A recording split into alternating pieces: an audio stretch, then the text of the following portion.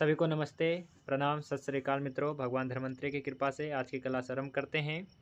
और आज हम रस धातु, रक्त धातु, मांस धातु के बाद आज हम पढ़ेंगे मेद धातु कैसे बढ़ाएं। बढ़ाने का कंसेप्ट क्लियर है कि अग्नि मंद करना है। अग्नि मंद करने का भी कंसेप्ट क्लियर है कि धातु की अग्नि को मंद करना है, यानी कि पृथ्वी और आप महाभूत प्रधान औषधियाँ देना है। तो हमें मेद धातु की अग्नि को मंद करके मेद धातु को बढ़ाना है। तो मेद धातु के बारे में मैंने बहुत चीज़ बताया है कि रस, रक्त, मांस के बाद मेद ही आता है, जो त्वचा के नीचे और कुछ स्नेहार्थक रूप में स्नेह रूप में पाया जाता है। तो मेद धातु की अग्नि को मंद करेंगे, इसके लिए हमें मधुर रस प्रधान औषधि चाहिए।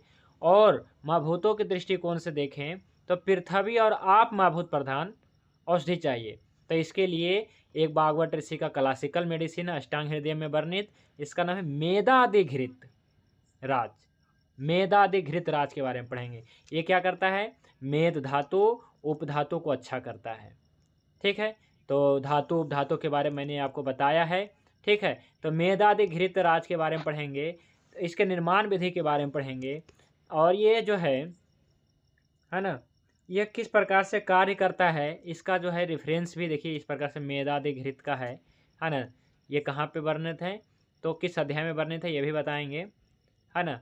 आज टोटली मेदादिघृत के बारे में पढ़ेंगे और इसके जो घटक द्रव्य देखेंगे, बहुत ही मतलब देख करके मतलब लगेगा कि हाँ सच में मतलब मेद धातु बढ़ाएगा, क्योंकि इसका जो घटक द्रव्य है वो मेदा है ना। मेदा भी क्या है? एक प्रकार के च्यवनप्राश रसायन का ही औषधि, यानी कि ये जो कल्प है यह रसायन ही करेगा, वृहन ही करेगा।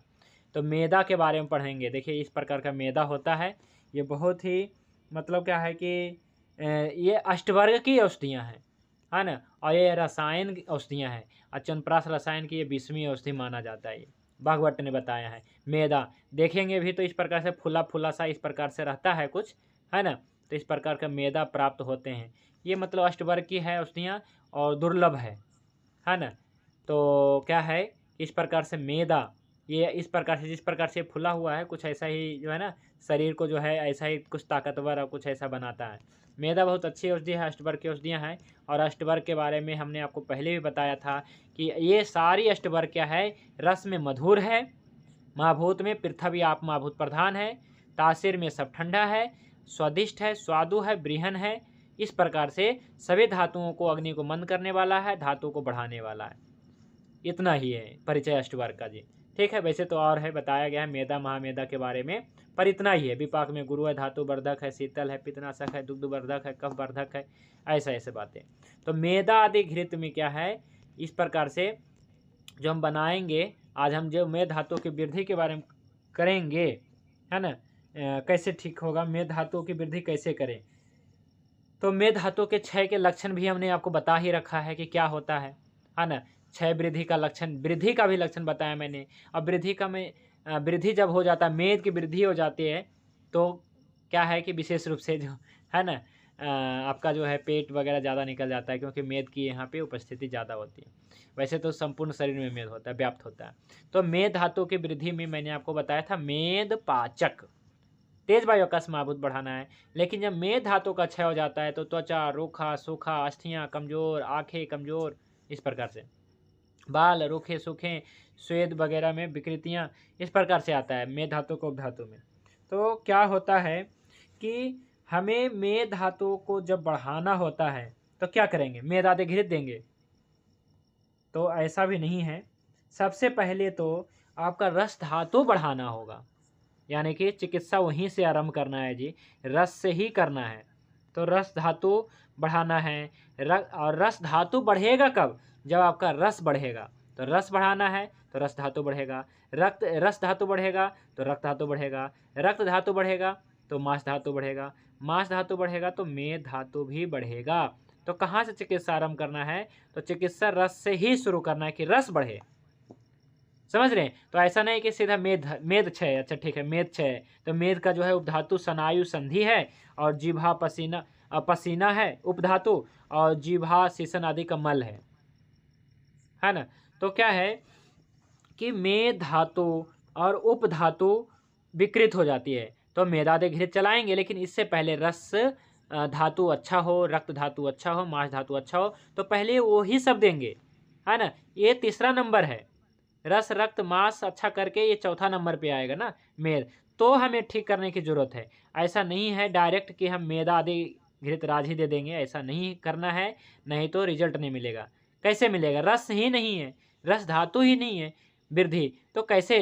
तो इसलिए क्या है, इसका प्रयोग करने से पहले 10 दिन 20 दिन या 1 महीना लग जाए, पहले रस रक्त मांस धातु जो मैंने बताया आपको वृद्धि करने के लिए, उसका प्रयोग कर लेना है, इसके बाद ये देना है, यानी कि 1 महीने के बाद देना है। पहले रस बढ़ाना है, रस धातु बढ़ेगा, रक्त धातु बढ़ेगा, मांस इतना बढ़ जाए तब मेद आदि घृतराज का प्रयोग करना है। वैसे सीधा भी कर सकते हैं, क्योंकि ये रस आदि सब बढ़ाता है, लेकिन उतना रिजल्ट नहीं मिलेगा जितना रिजल्ट पहले आप वो सब करके ले सकते हैं, मेद आदि घृत। ठीक है, तो सबसे पहले मेद आदि घृत का इंग्रेडिएंट देखेंगे। तो इसमें जो है मैदा है, बिदारी कंद है, केवांच बीज है, बला मूल छिलका है, मिश्री है, जीवक है, मुग्धपर्णी है, मांसपर्णी है, और दुर्लभा है, गौ घृत है, गौ दूध है, इतना है जी।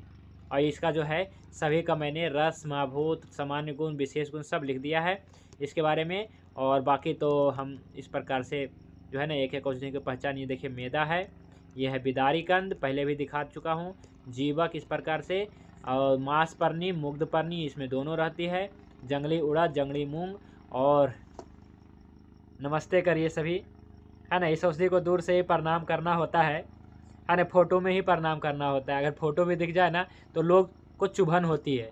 इसका नाम है कपी कच्छू जी, है ना, इसको कहते हैं कौंच कभी जी, ओरिजिनल है, ये जंगली वाला है ना। ये जो है बागी नहीं है। तो कोई भी चीज़ 2 प्रकार की होती है। कल हमारे पास एक वैदिक साइंटिस्ट का फ़ोन आया, कहा कि भाई जी हमारे पास मतलब हम तो बाज़ार से ये सब ले करके हम बनाते हैं। कल, बहुत अच्छी बात है, बनाते हैं। फिर इसके बाद जो है मैंने कहा कि देखिए सब कुछ है बाज़ार में अवेलेबल है, लेकिन औषधि अपने गुणों से संपन्न नहीं है। आपके पास हो सकता है कि अश्वगंधा बोरा 10 बोरा 20 बोरा होगा, लेकिन वो अश्वगंधा आपके अपने गुणों से संपन्न नहीं है। बागी होगा, खेतिहर होगा, है ना, देखने में होगा लेकिन उसमें अंदर वो गुण नहीं है। शतावरी होगा, मानता हूँ, लेकिन क्या है कि वो बागी नहीं, बागी होगा, खेत में उगाया हुआ होगा, उसके बीज में ही दोष है ना, मतलब बीज में ही वो ताकत नहीं है। इनको मैंने उदाहरण दिया कि देखिए कोई पहाड़ी गाय है, उससे आप कितना भी खिला दीजिए अच्छा, वो दूध उतना ही देगा, है ना, कम ही देगा, वो ज़्यादा दूध नहीं दे सकता है। लेकिन जो नस्ल ही ऐसा है, बड़ी गाय है, साहिवाल है, गिर है, वो कुछ भी खाएगा ज़्यादा ही दूध देगा, है ना। तो ऐसा ही कुछ है कि ये ज़्यादा लाभदायक है कौंच के बीज। ठीक है, तो ये सब जैसे क्या है कि इसे जो है छूने पे बहुत ज़्यादा खुजली होता है, तो लोग इस कारण से जो है इसे पास जाने से भी डरते हैं, इसे तोड़ने से भी डरते हैं। हमारे पास लगभग अभी भी 20-30 केजी है, वैसे ही बीज फली के फली पड़ा हुआ है पिछले साल का। इस साल तो अभी तोड़ा भी नहीं गया है, कौन तोड़े, है ना। पिछले साल का ही मतलब रखा हुआ है ड्रम में, इसको कोई छूता नहीं है ना, क्योंकि इसको बीज निकालने के लिए मतलब ऐसा समझ लिए कि बहुत लोगों की जो है खुशामद करनी पड़ती है, बीज निकाल दो या फिर ये तोड़ के ले आओ, तो बहुत ही मुश्किल कार्य होता है। लेकिन ये जो है कपी कच्छू यही ओरिजिनल है, जिसे छूने पे खुजली हो, यही कपी कच्छू है। नहीं तो आजकल बाज़ार में ऐसा भी आ गया है, आप आराम से तोड़िए, आराम से छूइए, कुछ नहीं होगा। जैसे सेम फली होता है, जैसे सेम फली तोड़ रहे हो तो ऐसा हो गया। पर सेम फली है, कपी कच्छू होता है। ये है जी कपी कच्छू। ठीक है, तो इस प्रकार से इसका भी गुणधर्म मैं बताऊँगा। तो इस प्रकार से ये और बाकी गाय का दूध, गाय का घी इसमें पड़ा होता है ना, ये तो है। तो चलिए सबसे पहले हम पढ़ लेते हैं इस औषधि का जो है रेफरेंस पढ़ लेते हैं कि क्या बताया गया है, भागवत ऋषि ने क्या बताया है इसके बारे में। तो कोई भी साथी यहाँ से पढ़िए, है ना। मेदादि घृत हिंदी पढ़ दीजिए। ये जो रेफरेंस है अष्टांग हृदयम चिकित्सा स्थान से लिया गया। अष्टांग हृदयम का जो चिकित्सा स्थान का जो पाठ है, अध्याय 3 में क्या है, कास अध्याय है ना, और सूत्र संख्या 38। चलिए पढ़िए यहाँ से, मेदादि घृत। मेदा बिदारी कंद ककोली केवांच के बीज बलामूल शर्करा जीवक मुद्गपर्णी मांसपर्णी और दुरालभा जवासा, इन द्रव्यों का कल्क मिलाकर घी से 8 गुना दूध में घृत पाक करें। तैयार हो जाने पर छान कर रख लें। इसी घी का प्रयोग पीने, खाने तथा चाटने में किया जाता है। यह घृत पित्तज, कास को शांत करता है अथवा उक्त द्रव्यों का चूर्ण घी में मिलाकर चाटे अथवा उक्त द्रव्यों। ठीक है, ठीक है। तो मेदा दे घृत का रेफरेंस देख लिया, क्या बताया गया, मेदा, बिदारी, ककोली, है ना, और ये सब औषधियों बताया गया है। ककोली और केवांच के बीज, बलामूल, शर्करा, जीवक, इसके बाद जो मुग्धपर्णी, इस प्रकार से मांसपर्णी, इस पर और कुछ औषधियाँ हैं, है ना। तो सबसे पहले जो है इन औषधियों का गुणधर्म देख लेते हैं, फिर भी शॉर्ट में मैं बता देता हूँ। क्या होता है, इन सारे जड़ी बूटियों का जो है पीस लिया जाता है, ये चटनी जैसा, पानी मिला मिला करके, या फिर जौ कुटा कर आप इसका कल्क तैयार करें। कल्क मतलब एक प्रकार से चटनी, पेस्ट तैयार करें, है ना। और पेस्ट तैयार करें, घी से 8 गुना दूध में पाक करें। घी लें और घी से 8 गुना दूध भी लेना है, और इन सारी औषधियाँ बराबर मात्रा में डाल करके दूध और घी में मिला करके पाक करें। घृत पाक यानी कि घृत पाक यानी घृत को सिद्ध करें, दूध उड़ जाएगा, है ना। दूध में जो खोआ रहेगा वही बचेगा केवल, ठीक है। बाकी क्या है, ये सब उड़ जाएगा, है ना। क्या दूध में जो पानी होती है वो उड़ जाएंगे। तो जैसे 1 केजी घी लिए तो 8 लीटर, 1 केजी घी लिया आपने तो 8 केजी दूध लेना है। तो यहाँ पे जो है गौ दूध और गौ घी के यहाँ पे इस्तेमाल करना है। बाकी आप यहाँ पे दूध जितना अच्छा हो सके, अजा घृत और अजा दूध का भी प्रयोग कर सकते हैं, और भी ज़्यादा बेहतर होगा अभी के युग में, है ना। अजा घृत या फिर अजा दूध का प्रयोग कर सकते हैं। अजा दूध तो मिल जाएगा, घृत तो नहीं मिलता है जल्दी। अजा दूध का प्रयोग कर सकते हैं, माने बकरी का दूध में। और ये कल के सारे जो है 100-100 ग्राम ले सकते हैं, या फिर जैसा, मतलब क्या है कि बहुत ज़्यादा नहीं होनी चाहिए, ठीक है। तो चूँकि अगर 100-100 ग्राम लेते हैं तो 1 केजी ज़्यादा हो जाएगा, तो यहाँ पे 50-50 ग्राम लेकर के भी बना सकते हैं, है ना, क्योंकि शास्त्रों में तो ज़्यादा ही परिमाण बताया गया वैसे, ठीक है। तो 50-50 ग्राम लेंगे तो ऐसे ही लगभग 8-10 औषधियाँ हैं, ये सभी जो है लगभग 400-500 ग्राम, इतना पर्याप्त हो जाता है कल्क बना के। कल्क मतलब एक प्रकार से पेस्ट बनाए, या फिर इस सबको पीस करके और इसमें थोड़ा सा दूध मिला करके इस प्रकार से तैयार करें कल्क, है ना। सिलबट्टे में पहले ज़माने में किया जाता था, आजकल तो बस कूट दें और किसी प्रकार पाउडर बनाएं। तो इस प्रकार से क्या है कि मेदादि घृत सबसे पहले देख लेते हैं कि ये कौन से मेदादि घृत, संपूर्ण मेदा, एक एक औषधियों के बारे में पढ़ेंगे। इससे पहले मेदादि घृत, है ना, इस कल्प की जो है मतलब पूरा डिटेल करते हैं। सबसे पहले जो रस, तो रस के बारे में बात करेंगे। चूँकि ये मेदादि घृत है तो ये क्या कार्य करेगा, मेद धातु को बढ़ाएगा। और बढ़ाएगा कैसे, जब धातु की अग्नि को मंद करेगा। तो मंद कैसे करेगा, जब मधुर रस प्रधान होगा, जब क्या है पृथ्वी और आप माभूत प्रधान होगा। देखिए, तो इस प्रकार से क्या है कि मधुर और मधुर रस प्रधान है, केवल मधुर रस है इसमें, ना अम्ल है, ना कटु है, ना कसाय है। बाकी सब देखा होगा बहुत सारे रस था, लेकिन ये केवल मधुर रस प्रधान है, और पृथ्वी और आप माभूत प्रधान है। मधुर है तो पृथ्वी आप माभूत प्रधान है, और दूध शुक्र में धातु वर्धक है। ये वैसे सभी धातु बढ़ाएगा। अम्लधर्मी औषधि है, अब तर्पण जन व्याधि में उपयोगी है, संतर्पण में बिल्कुल उपयोगी नहीं है, नहीं तो मेद और बढ़ा देगा तो ठीक नहीं होगा। और प्राण वायु की अच्छी औषधि मानी जाती, क्योंकि देखें आपने पित्तज श्वास काश में उपयोगी है ना। बाजीकरण भी है, रसायन घृत कल्प है ये, है ना। पित्तज और बातज काश को ठीक करता है, मेद धातु की वृद्धि करता है, विशेष रूप से मेद धातु की वृद्धि करता है, सनिग्धता, गुरुता और अस्थिरता प्रदान करता है। जब किसी में धातु की वृद्धि हो जाती है, मांस मेद आदि बढ़ जाता है, तो वजन बढ़ जाता है, तो अस्थिरता आती है, गुरुता आती है शरीर में। जब सनिग्धता आएगी तो गुरुता आएगी, गुरुता आएगी तो अस्थिरता भी आ जाती है शरीर में। जैसे कोई बहुत ज़्यादा क्या है कि जैसे पार्किंसंस में जैसे बहुत ज़्यादा हाथ पैर हिलते हैं, सिर हिलते हैं, तो उसमें भी अस्थिरता प्रदान करता है, गुरुता आनी चाहिए, है ना। और बहुत सारे ऐसा नहीं है कि मोटे व्यक्ति को भी तो ये रोग लग जाता है, लेकिन दुबले पतले व्यक्ति, बहुत ज़्यादा मन भी चंचल होता है, शरीर भी चंचल होता है, तो उसमें विशेष रूप से उपयोगी है, ठीक है। शुक्र कांति ओज तेज वर्धक है, बुद्धि स्मृति मेधा शक्ति वर्धक है, बृहनीय है, जीवनीय है। तो जितने भी इसमें औषधियाँ हैं, जैसे मेदा बिदारी कंद का कोली छिड़काव, सब जीवनीय है, बृहनीय है, धातु पौष्टिक है, और भंग संधान कारक है। ये लाइन सबसे इंपॉर्टेंट है, भंग संधान कारक है। क्यों, क्योंकि टूटी हड्डियों को क्यों जोड़ेगा, क्योंकि मेद के बाद अस्थि, तो मेद अच्छा होगा तो अस्थि भी अच्छा होगा निश्चित रूप से। तो इस कारण से भग्न संधान कारक है, यानी कि मेद धातु को अच्छा करके आप इसे ठीक कर सकते हैं। मतलब कि अस्थि क्षय में ये देना है, बिल्कुल देना है, क्यों नहीं देना। अस्थि क्षय में ये दिए बिना नहीं ठीक होगा। मतलब ये घृत कल्पना है। देखिए, हम केवल मेदादि घृत की बात नहीं कर रहे हैं, आप यहाँ पे साधारण घृत भी दे सकते हैं, अश्वगंधा घृत भी दे सकते हैं, शतावरी घृत भी दे सकते हैं, फल घृत भी दे सकते हैं। ऐसे कोई भी एक घृत कल्पना दे सकते हैं जिससे मेद धातु बढ़ेगा। लेकिन मान लीजिए पिपली घृत दे दिए, चित्रा घृत दे दिए, तो मेद धातु नहीं बढ़ेगा, क्योंकि वो तेज है ना, मधुर के साथ साथ में तेज महाभूत भी है।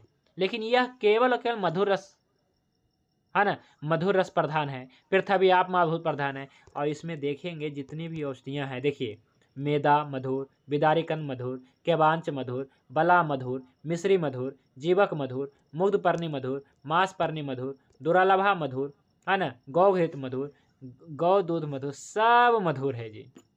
अब मधुर होने से पृथ्वी और आप महाभूत प्रधान है। ठीक है जी।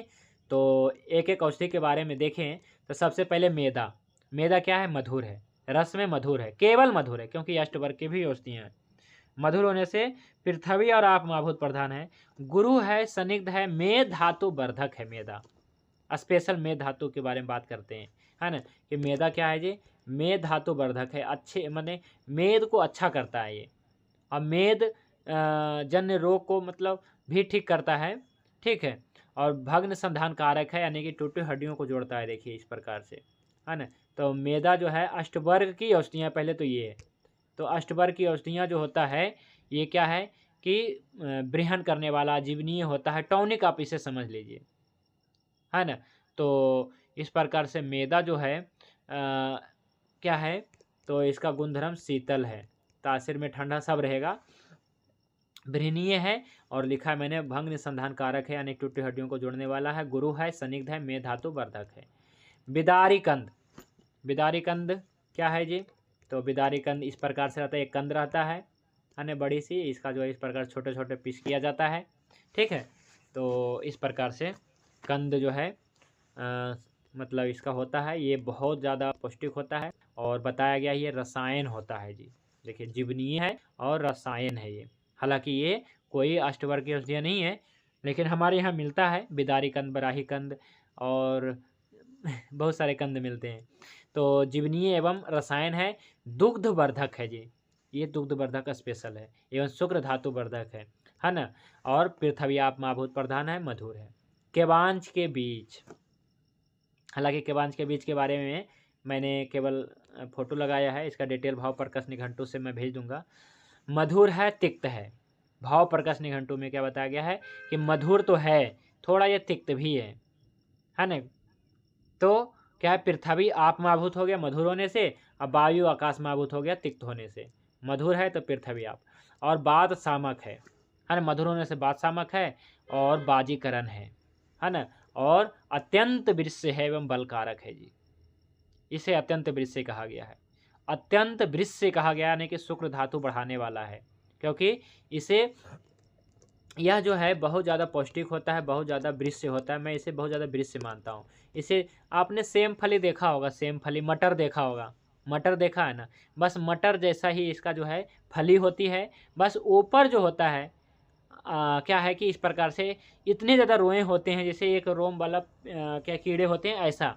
हालांकि वो तो नुकसान नहीं करेगा, छुएंगे भिड़ेंगे तो, इसे आप टच भी नहीं करेंगे, फिर भी ये हवा के झोंके से ही, मान लीजिए कि आप तोड़ने गए, हवा हिल गया और हवा के झोंके, मतलब क्या है कि आपके स्किन पे पड़ जाएगा और आपको खुजली करेगा, बहुत ज़्यादा खुजली करेगा, बहुत ज़्यादा खुजली करेगा कि लाल हो जाएगा, है ना।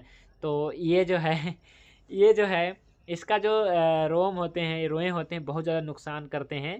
हालांकि मिट्टी लगा लेने से, गोबर लगा लेने से ठीक होता है ये, है ना। या फिर ऐसा है कि अपना पूरा शरीर को गीला करके इसके बाद तोड़ने के लिए जाएं तो फिर कोई दिक्कत नहीं, क्योंकि ये जो है अंदर कुछ प्रवेश कर जाता है, मतलब चुभ जाता है। तो अगर मिट्टी गोबर या गीला करके जाएंगे तो ये उड़ेगा ही नहीं, उड़ेगा तो आपके ऊपर चिपक जाएगा, अंदर नहीं जाएगा, चुभेगा नहीं। तो इस प्रकार से इसके अंदर फली जो होता है, ये फली जो होता है, फली के अंदर जो बीज होता है, ये बहुत ज़्यादा वृक्ष से होता है, इसका कहा गया है कि खीर बना के खाओ, दूध में उबाल कर छान के उबाल कर जो है जिसे खीर बनाया जाए इसे, इससे पहले उसको शुद्ध भी किया जाता है दूध में उबाल के। तो सबसे पहले फली निकालें, फली निकाल करके इसके जो बीज होंगे 4 गुना दूध में पकाएं। अब पकाते पकाते क्या होंगे, इसके एक छिलका होंगे, कवर होंगे, जैसे चना होता है, मटर होता है, कवर होता है कि नहीं। फली तो है लेकिन फली के अंदर भी कवर होता है ना। फली के अंदर जो बीज है, बीज के अंदर भी कवर होता है, जैसे नीम है, निम्बोली है ना। पहले तो नीम है, फिर निम्बोली निकलेगा, निम्बोली के अंदर भी एक गिरी निकलता है कि नहीं, ऐसा ही। तो इसके अंदर जो कवर होगा तो ये जो है निकाल लेना है, और दूध जब में पकाएंगे तो ढीला पड़ जाता है, और इसका जो है फली का जो छिलका जो है, बीज का छिलका है, इसका निकाल लेना है और सुखा लेना है। इसे कहते हैं कि शुद्ध हो गया, मतलब शुद्ध तो रहता ही है, वैसे भी खा सकते हैं, वैसे भी खा लेते हैं, कोई दिक्कत नहीं होता है। लेकिन इसको कहते हैं कि उस फली जो बीज है, बीज का जो कवर है उसको हटा लें। तो इस प्रकार से क्या है कि अच्छा मतलब क्या है कि कौंच का जो है शोधन हो जाता है और इसका खीर बनाया जाता है। फली बीज में से जो कवर होता है उसका रहेगा तो खीर नहीं बन पाएगा। तो इसलिए पहले तो ये कारण है कि खीर बनाना होता है। वैसे केवल खीर ना बनाए बल्कि बहुत सारे चूरन आदि में, बहुत सारे योग में ये डाला जाता है, ठीक है। तो ये सब में भी प्रयोग करें तो ऐसे करके करें तो ज़्यादा बेहतर होगा। तो जो कौंच के फली होगा, है ना, तो सबसे पहले तो क्या है कि जंगली लेना चाहिए, कोई भी चीज़ जंगली लेना चाहिए। जंगली ना हो तो कम से कम बागी ना हो, है ना, कहीं अपने आप उगा हुआ हो। जैसे ऐसा नहीं है कि ये जंगल में ही केवल होगा, ऐसी बात नहीं है, ये आपके घर में भी हो सकता है, बस इसका बीज डाल दीजिए। लेकिन ओरिजिनल देसी बीज होना चाहिए। आपके गांव में भी हो सकता है, जरूरी नहीं है कि सागर के जंगल में ही होगा, पन्ना के जंगल में ही होगा, जरूरी नहीं, कहीं भी इसका बीज डालेगा होगा। बस क्या है कि आप करिए प्रयास तो हो जाता है। और इसको बस यही है कि जो जंगली होता है उत्पादन कम होता है और नुकसान करता है, कोई भी चीज़ नुकसान करता है। हालांकि नुकसान कैसे करता है, नुकसान तो केमिकल कर रहा है, ये थोड़ा केमिकल है, लेकिन लोग नहीं लगाते क्योंकि ये बहुत ज़्यादा खुजली करता है। तो इस प्रकार से ये बताया गया बहुत ज़्यादा वृक्ष से होता है, बहुत ज़्यादा वृक्ष से होता है, और ये बहुत ज़्यादा ताकतवर भी होता है, शुक्र धातु बढ़ाने वाला होता है, तो बहुत ही अच्छा होता है ये, ठीक है। और अगला औषधि है, 2 औषधि हो गया, बिदारी कंद हो गया, केवांच बीज, बलामूल।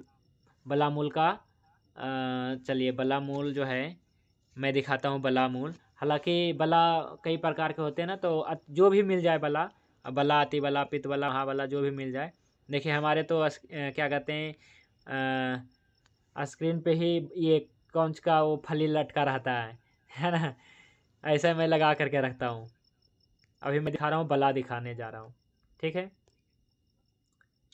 बला मैं निकालता हूँ बला। तो जैसे बाज़ार से अगर बला लेंगे तो बहुत छोटा छोटा, इतने बड़े बड़े है ना, लेकिन जो अगर आप खेत से निकालते हैं, जंगल से निकालते हैं, कहीं से भी होता है, बहुत ही अच्छा होता है। एक एक बला मूल लगभग 2 फीट 3 फुट इस प्रकार से बड़ी बड़ी बला होती है। मैंने ये देखिए अति बला है वैसे तो, देखिए इस प्रकार से फल इसका जो बीज होता है चक्र जैसा बीज होता है, आपने देखा होगा, सड़क के किनारे लगा रहता है। लेकिन एक निवेदन है, सड़क के किनारे कोई भी औषधियाँ हो प्रयोग ना करें, मजबूरी में करें, मजबूरी का नाम है सड़क के किनारे, क्योंकि बागवट ने मना किया है कि सड़क के किनारे जो औषधियाँ हैं वो ना प्रयोग करें। सच में, हालांकि पहले कोई गाड़ियाँ भी नहीं चलती थी, बताइए आप सोचिए कि सड़क के किनारे पहले कोई गाड़ियाँ भी नहीं चलती थी, कोई गाड़ी थी नहीं थी पहले ज़माने में, फिर भी मना किया है कि सड़क के किनारे वाला नहीं लेना है ना, कम से कम सड़क के किनारे वाला नहीं लेना है। बाकी जहाँ वैसे ले सकते हैं, मजबूरी में ले सकते हैं, नहीं तो खेतों में और वैसे मेड़ पे जो हो उसका प्रयोग करना चाहिए, ठीक है। तो सड़क के किनारे जो है तो बिल्कुल ख़राब होता है जी, प्रदूषण युक्त होता है, जल से भी, वायु से भी और सबसे, ठीक है। तो इस प्रकार से बला होती है। इसका जो मूल होता है जी, मैंने एक एक मूल जो है 2-3 फुट मतलब होता है, लेकिन इसमें एक बात है, मूल तो लेना है लेकिन मूल का छिलका लेना है जी। बागवट तो नहीं, लेकिन भाव प्रकाश निघंटु में बताया गया है, बला मूल छिलका। छिलका मतलब समझ रहे हैं, इसकी जो ऊपर ऊपर का होता है वो लेना है, ना कि पूरा जड़ लेना है, ये बात भी ध्यान रखिएगा। तो बला का इस्तेमाल होता है बला मूल, अब मूल में भी इसके छिलके का प्रयोग होता है। तो मैं क्या करता हूँ, छिलका के साथ साथ में जो तना होता है ना, इसका भी मैं छाल ले लेता हूँ, क्योंकि मूल पूरा नहीं लेता हूँ, बल्कि इसका जो भी तना उना है वो सब का छिलका ही ले लेता हूँ। तो तना का भी छिलका ले सकते हैं, जो मोटा मोटा देखिए तना होता है ना, मोटी मोटी होती है, अंगूठे से भी ज़्यादा मोटी होती है। तो इसका ये सब का मैं प्रयोग करता हूँ, लेकिन मूल का प्रयोग नहीं करता हूँ। जो अंदर जड़ होती है, मूल का छिलका, चाहे तना का भी छिलका, माने इसमें छिलका लाभदायक है, जो बताया गया है शास्त्रों में, भाव प्रकाश निघंटु में वर्णित है कि छिलका का प्रयोग करें। ठीक है, तो बला मूल का प्रयोग जब भी करें, है ना, यही सब तो समझना है कि क्या प्रयोग करना है ना। या के ना मतलब ये जो छिलका का प्रयोग ना केवल मैं करता हूँ, बल्कि यहाँ के जो भी आसपास के हमारे जो जंगली वैद्य हैं, पारंपरिक वैद्य हैं, वो सभी बताते हैं कि बला मूल छिलका का प्रयोग करें। ठीक है, तो ऐसा ही बताते हैं, है ना। तो इस प्रकार छिलका का प्रयोग करना है इसका। और चलिए अब आगे बढ़ते हैं अपना टॉपिक के ऊपर। तो बलामूल हो गया, यही मधुर है, मधुर होने से पृथ्वी आत्माभूत प्रधान है, बलकारक, कांतिकारक, स्निग्ध एवं रसायन है जी। तो बलामूल रसायन है। और आपने बलारिष्ट का नाम तो सुना होगा, लेकिन कोई बल नहीं उसमें बाजार में, है ना। इससे बढ़िया क्यों नहीं है बल? क्योंकि पहले तो एक जो है बाजार से ला कर डाल देते हैं पूरा जड़, तो जड़ नहीं डालना है। जो वैद्य कहते हैं कि बलामूल छिलका का प्रयोग करें, तो बलारिष्ट लेने का बाजार से कोई भी मतलब नहीं है, नहीं कोई ज़्यादा लाभ नहीं करता है। मैंने भी कई बार दिया है, तो लाभ नहीं करता है ना। तो बलामूल छिलका का प्रयोग करें, है ना, या सीधा बला का, या फिर ये मेदादि घृत का प्रयोग करें। इस प्रकार से बना मिश्री है, ये तो इसके बारे में बता ही दिया, बल्य है, शुक्रजनक है ना, मधुर आप इस प्रकार से है। और जीवक, जीवक के बारे में भी बताया, ये अष्टवर्ग की औषधियाँ हैं, चवनप्राश में ही बता दिया था। पृथ्वी आत्माभूत प्रधान है, गुरु है, स्निग्ध है ना, शुक्र एवं कफवर्धक है। मांस पर्णी, मुग्ध पर्णी क्या है जी? जंगली मूंग है, जंगली उड़द है। तो ये दोनों मधुर और तिक्त है ना। तो पृथ्वी आत्माभूत, वायु आकाशमाभूत, और ये दोनों लघु है ना। नहीं, एक लघु है, एक गुरु है। मांस पर्णी उड़द क्या है? गुरु है ना। और ये शुक्रजनक और जीवनीय है ना। मांस पर्णी। दुरालभा, दुरालभा ये कांटे जैसे कोई पौधा होता है, हमारे यहाँ नहीं मिलता, ये राजस्थान में मिलता है जी। मैं फोटो भेज दूंगा ग्रुप में, है ना। दुरालभा ये हाँ जी, जबासा जैसा ही होता है, लेकिन थोड़ा सा भेद है इसमें, ऐसा बताते हैं। क्या बोला आपने? हमारे यहाँ मिलता है, ये बहुत सारी काफी मात्रा में है। हाँ हाँ हाँ, ठीक है। तो जबासा जैसा ही होता है ना? जी जी, जबासा ही होता है। जबासा ही होता है, लेकिन कुछ वैद्य बता भेद है इसमें। चलिए ठीक है, उसी का प्रयोग तो वही करते हैं सभी, हम भी वही लेते हैं। हम आपको फोटो भेजेंगे सुबह। हाँ भेजना जी, ग्रुप में भेज दीजिएगा। लघु है, मेद रोग नाशक बताया गया है जी इसे। दुर्लभा का भाव प्रकाश में देखें तो उसमें बताया गया लघु है, शीतल है, मेद रोग नाशक है विशेष रूप से, है ना। मेद रोग नाशक मतलब क्या है कि जो जैसे क्या है कि मेद धातु है और इसके उप धातु है स्नायु संधि या शीशन, या फिर शीशन का मल, और भी जो मल बताए गए हैं स्वेद, इसको ठीक करने वाला है ना। मेद धातु और उप धातु को ठीक करने वाला है। ठीक है, तो इस प्रकार से ये बताया गया है। और गौघृत के बारे में तो पहले ही बता दिया है, गौदूत के बारे में भी बताया है मैंने। पृथ्वी आत्माभूत प्रधान है, मधुर रस प्रधान है, इसमें और कोई रस नहीं है। और स्मृति, मेधा, बल, दीर्घायु, शीतल, गुरु, बल्य, शुक्र, कांति वर्धक, रसायन, कांति, ओज, तेज वर्धक, ये सब है जी। गाय का दूध, गाय का घी, इस प्रकार से है। बनाने का तरीका मैंने बता ही दिया है। क्या है कि सभी 50-50 ग्राम ले करके जितने भी जड़ी बूटियाँ हैं इसका कलकसा पेस्ट बनाएं, और घी लें 1 kg, इसके 8 गुना दूध लें, सबको इकट्ठा करें और इसके बाद पकाएं। तो दूध में जो पानी उड़ जाता है और घी केवल बचता है ना। इस पर का घी थोड़ा सा गाढ़ा बनेगा, क्योंकि दूध, ये 8 kg दूध का खोआ भी उसी में है ना। इस कारण से ये घी जो है गाढ़ा बनता है ना, जम जाता है ना। तो इस प्रकार से जमा हुआ घी इस प्रकार से मिलेगा, काफ़ी ज़्यादा जम जाता है ना। ये पिघला हुआ कभी नहीं मिलेगा। और एक बात कि पिघला हुआ घी, जिसे घी होता है, तो घी का जो नीचे वाला पार्ट होता है, जो जमा रहता है, वो घी प्रयोग करें इसमें मेद धातु के लिए, क्योंकि वो पृथ्वी महाभूत प्रधान है। आप सभी को पता है कि जो पृथ्वी महाभूत होगा नीचे होगा, वायु महाभूत, तेज महाभूत, आकाश महाभूत तो ऊपर होगा जी, है कि नहीं। तो पृथ्वी महाभूत हमें बढ़ाना है, आप महाभूत बढ़ाना है। तो किसी को अगर घी खाना है तो नीचे जमा हुआ घी खाना है, ना कि पिघला हुआ घी खाना है। ठीक है, तो पिघला हुआ घी किसके लिए है? तो किसी और अन्य कार्य में ले सकते हैं, लेकिन क्या है कि यहाँ पे पृथ्वी माभूत वाला घी लेना है, यानी कि नीचे जमा हुआ जो रहता है उस घी का प्रयोग करना है जी। ठीक है, तो इस प्रकार से ये सारी औषधियों का जो है एक एक औषधियों का हमने गुणधर्म कह दिया है। तब मेदा आदि घृत राज में प्रयोग होने वाली सभी औषधियों का गुणधर्म मैंने बता दिया है ना। तो यह जो है क्या है कि इसका जो है पूरा जो है देख लेते हैं फिर से एक बार कि मेद धातु उपधातु को अच्छा करता है और मधुर रस प्रधान है। कंसेप्ट तो यही है कि मेद धातु की अग्नि को मंद करना है ना। मेद धातु की अग्नि को मंद करेंगे तो मेद धातु की वृद्धि होगी, पर उतना भी मंद नहीं कर देना है। तो इसलिए क्या है कि देखना है कि एक है ना कि हमारा काम हो गया, मेद धातु सही हो गया है। मेद धातु के क्षय वृद्धि के लक्षण मैंने बताया ही है। विशेष रूप से क्या है, मेद धातु का क्षय होगा तो त्वचा पे बहुत ज़्यादा रुक्षता हो जाएगी, हड्डियां कमज़ोर हो जाएगी और आगे सभी धातुओं का क्षय हो जाएगा। तो क्षयात्मक संप्राप्ति पहले ही रहेगा, है ना। व्यक्ति दुबला पतला है ना इस प्रकार से रहता है, तो जैसा कोई आता है तो हम वैसे मेदाद घृत एक मेडिकेटेड घृत हो गया। अगर नहीं भी देना चाहे, मेदाद घृत नहीं कोई ले सकता है तो साधारण घृत भी ले सकता है। जो व्यक्ति अफोर्ड नहीं कर सकता है मेदाद घृत, क्योंकि आप सभी जानते हैं कि मेदाद घृत क्या है, एक अष्टवर्ग युक्त और बहुत ज़्यादा मतलब क्या है कि यह कह लीजिए कि बाजीकरण रसायन कल्प है, तो महंगा होता है ना। तो इसलिए क्या है कि साधारण घृत से भी काम चलाया जा सकता है यदि एक अच्छा घृत है तो, नहीं तो मेदाद घृत बहुत अच्छा लाभ करता है, मेद धातु की वृद्धि करता है। तो मेद धातु की वृद्धि कैसे होगा ये तो आपको समझ में आ ही रहा होगा, है ना, कि रस धातु की वृद्धि कैसे होगा। तो जितने भी वृद्धि करने में मैं प्रयोग कर रहा हूँ या फिर बताया गया है शास्त्रों में, क्या है जी, सब पृथ्वी और आप में आभूत प्रधान है। तो यही समझना है कि हमें धातु को बढ़ाना है तो अग्नि को मंद करना है, इसके लिए पृथ्वी और आप में आभूत प्रधान औषधियाँ देना है, यानी कि मधुर रस प्रधान औषधियाँ देना है। महाभूतों के दृष्टिकोण से यही है। ठीक है, तो इससे पहले 5 दिन 10 दिन जो है आपको मैंने जो बताया है, रस धातु की अग्नि को मंद करें, रक्त धातु की अग्नि को मंद करें, मांस धातु की अग्नि को मंद करें। अभी इस प्रकार से अगली क्लास में मैं आपको बताने वाला हूँ कि मेद हो गया, अब की बार अस्थि मज्जा, अस्थि मज्जा को साथ साथ में पढ़ेंगे, क्योंकि जिसे हमने रस रक्त को एक साथ पढ़ लिया ना, एक ही कल्प है। इसी प्रकार से अस्थि मज्जा के लिए मैं बहुत बड़ा सिलेबस तैयार किया हूँ, अस्थि मज्जा धातु, क्योंकि अस्थियों के रोग बहुत ज़्यादा मिलते हैं, है ना। अस्थि क्षय हड्डियाँ डिजनरेट होते क्यों होती है, क्योंकि अस्थि धातु में ही वायु का प्रकोप होता है सबसे ज़्यादा। वायु का प्रकोप सबसे ज़्यादा कहाँ होता है, क्योंकि अस्थि धातु क्या है जी, आश्रयी है, बात का आश्रय रहता है। बात कहाँ रहता है, अस्थि में रहता है, इसलिए हड्डियाँ जल्दी डिजनरेट होती है।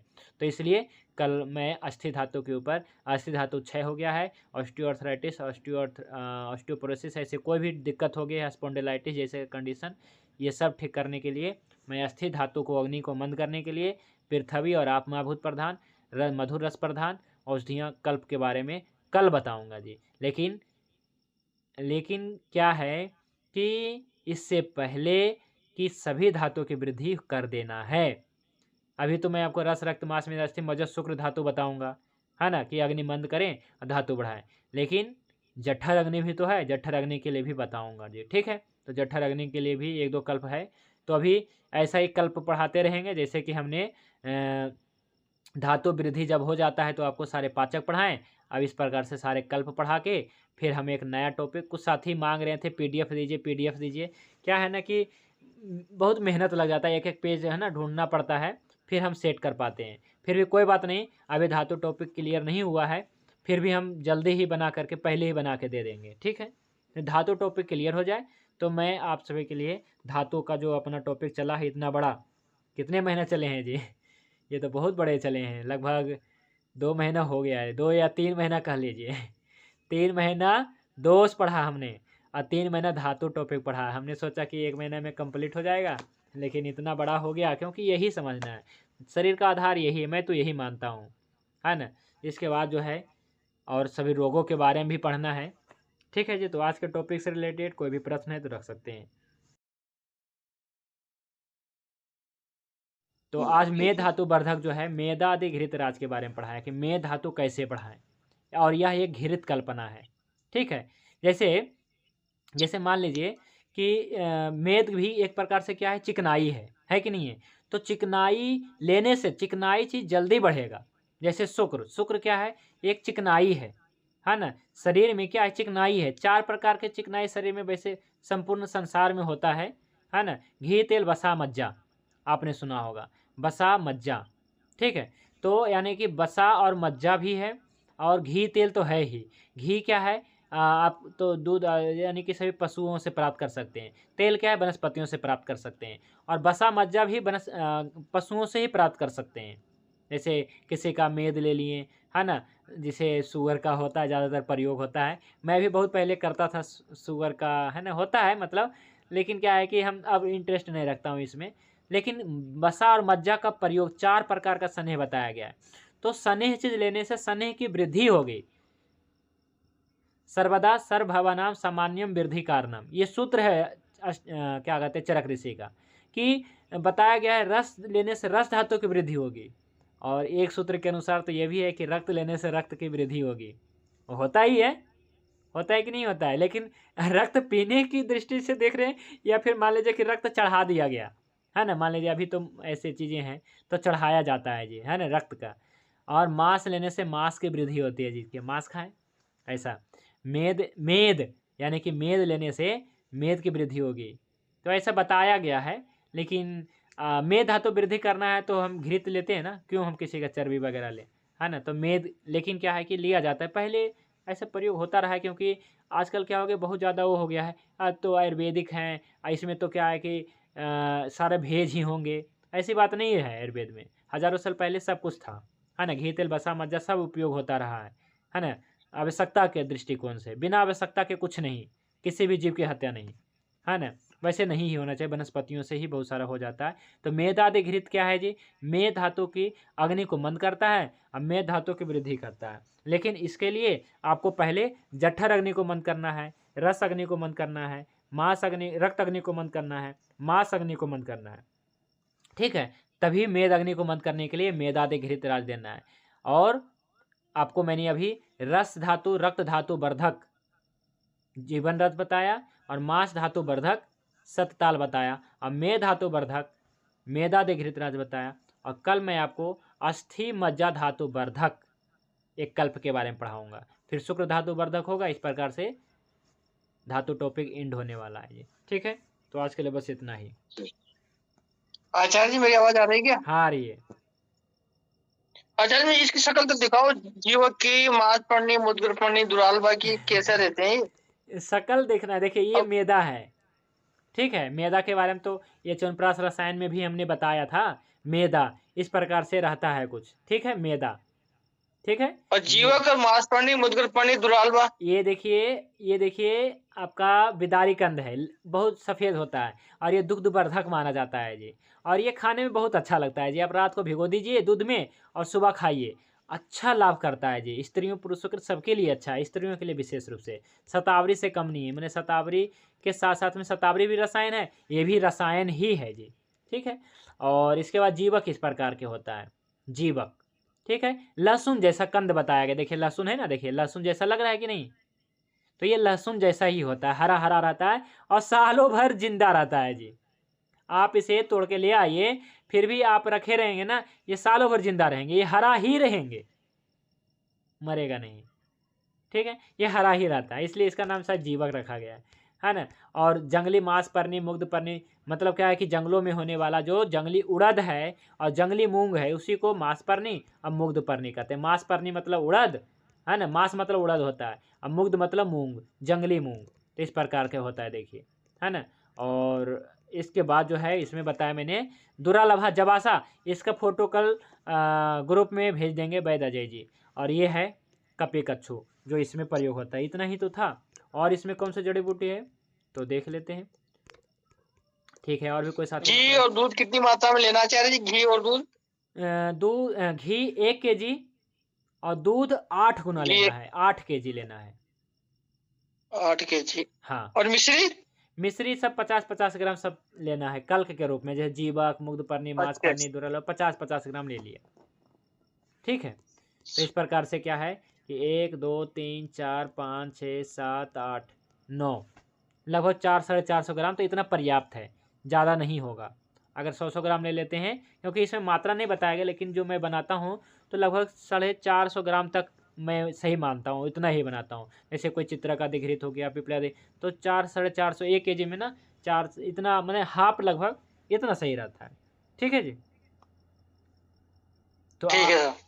और भी कोई प्रश्न रख सकते हैं, नहीं तो आज हम टॉपिक यहीं पे समाप्त कर देते हैं। आज सैटरडे था, फिर भी हमने अपना टॉपिक को समय पे ख़त्म करना है ना, इस कारण से आज हमने ले लिया।